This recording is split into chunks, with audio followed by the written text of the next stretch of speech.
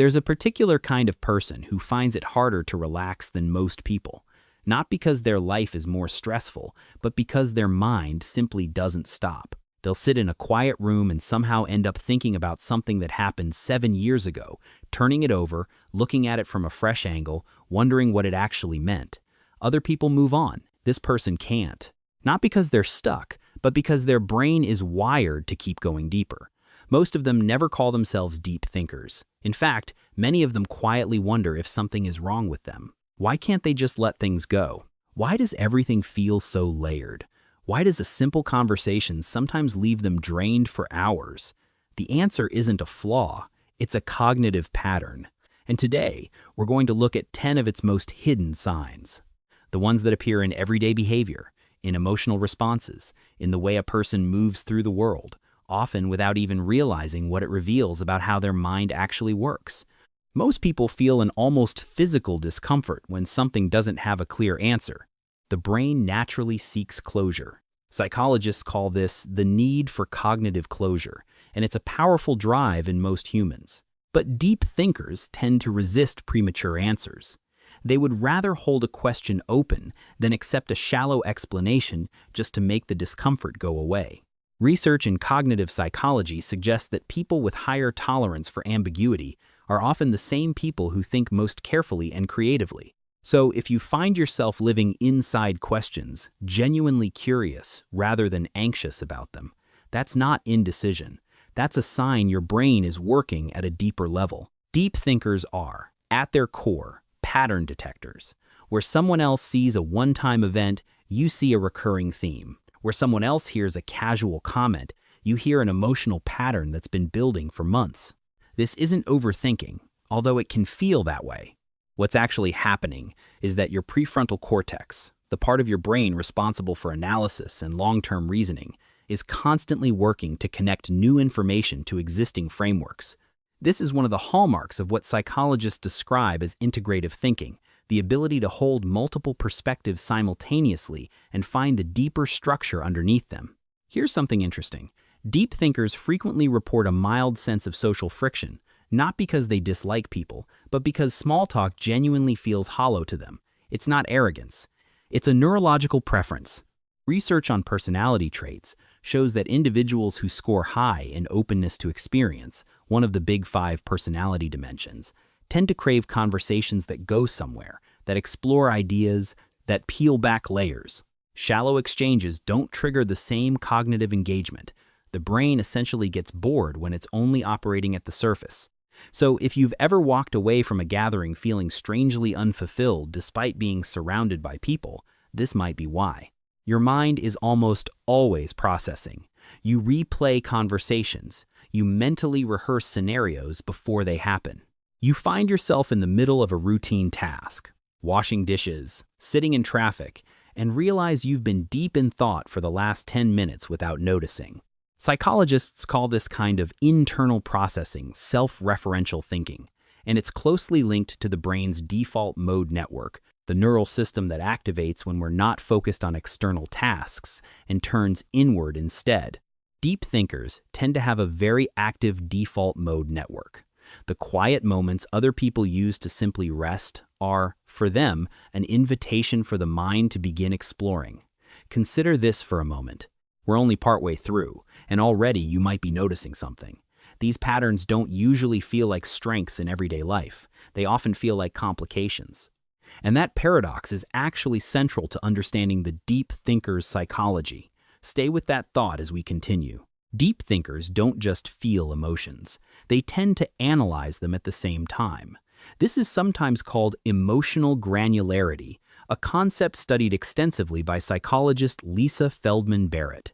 Rather than simply feeling bad, a person with high emotional granularity might identify that they're feeling specifically disappointed or quietly resentful, or that strange mix of longing and nostalgia that doesn't quite have a common name. This precision isn't just sensitivity, it's evidence of a brain that is constantly examining experience, even emotional experience, searching for meaning and structure. Deep thinkers often feel things more fully because their minds won't let the experience stay simple.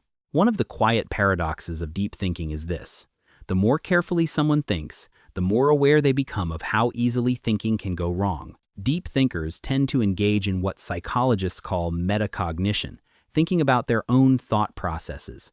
They catch themselves mid-assumption and wonder where that belief actually came from.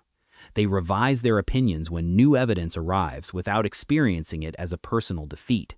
This self-questioning might occasionally look like self-doubt from the outside, but inside, it's actually a sign of intellectual honesty, an unwillingness to let convenient thinking replace careful thinking.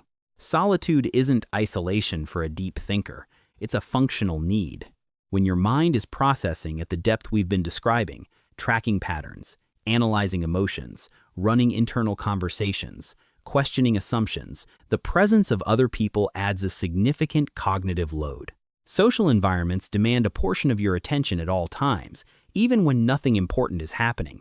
For the deep thinker, solitude is when the real internal work can continue uninterrupted. Studies on introversion and cognitive processing suggest that people who prefer quieter environments for thinking tend to process sensory and social information more thoroughly, which is why external noise feels proportionally more exhausting to them. Surface explanations feel incomplete to you.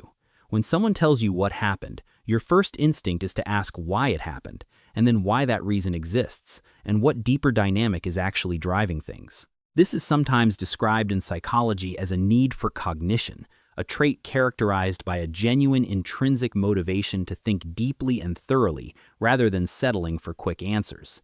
People high in need for cognition tend to find intellectual engagement inherently rewarding. Their brains release dopamine, not just from social rewards or physical pleasure, but from the moment of insight, the feeling of pieces clicking together into meaning. Deep thinkers often struggle with tasks that feel arbitrary or pointless. It's not laziness. It's that the brain is oriented towards significance. When the why behind something is unclear, the motivation simply doesn't generate. This is sometimes misread as resistance or rigidity by people around them, but what's actually happening is that a person's identity and sense of meaning are closely woven into their actions. Doing something just because you're supposed to without understanding the reasoning feels like a kind of disconnection from yourself. Viktor Frankl wrote about the human need for meaning as one of our most fundamental psychological drives, and for deep thinkers, that drive shapes even everyday decisions. Perhaps the most quietly difficult sign of all, deep thinkers often carry a kind of background awareness of complexity, tension, and consequence that doesn't seem to register as strongly for people around them. They notice the undercurrent of sadness in a situation everyone else finds light. They sense when a relationship has shifted before anyone has said anything. They feel the weight of decisions that others make quickly. This heightened awareness isn't a disorder. It's actually a natural consequence of a mind that processes deeply and broadly, but it can be exhausting, and it can create a loneliness of perception, the sense that you're seeing something real that no one else is quite acknowledging. Here's what all of this points toward. Deep thinking isn't a personality type you choose. It's a cognitive and emotional orientation, a particular way the mind engages with experience that shapes nearly everything about how you move through the world. The patterns we've explored today don't make someone superior. They come with their own challenges, their own forms of exhaustion, their own social friction. But understanding these patterns, really recognizing them in yourself, changes something. Because when you understand why your mind works the way it does, the things that once felt like flaws begin to look like something else entirely. Not weaknesses, just the particular shape of a mind that refuses to stop looking deeper. And that, in its own quiet way, matters.